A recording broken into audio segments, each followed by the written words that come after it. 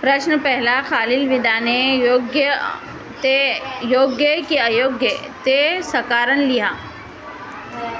वितरणाच्या नकाशाचा मुख्य उद्देश स्थान दाखवणे हा असतो. क्षेत्रगणित पद्धतीच्या नकाशात उपविभागासाठी घटकांचे एक मूल्य असते. क्षेत्रगणित पद्धतीचे नकाशात घटकांच्या मूल्याप्रमाणे छटा बदलत नाहीत. क्षेत्रगणितच्या नकाशाच्या उंची दाखवण्यासाठी वापरतात.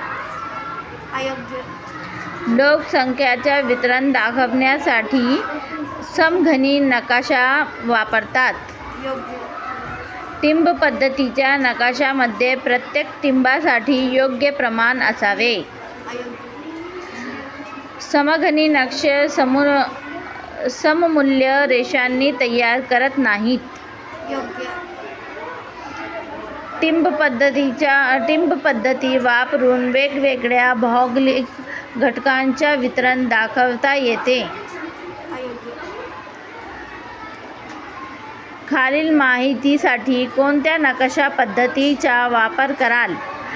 जिल्ह्यातील गावाचे तालुकानिहाय उत्पादन. क्षेत्रगणित नकाशा पद्धत.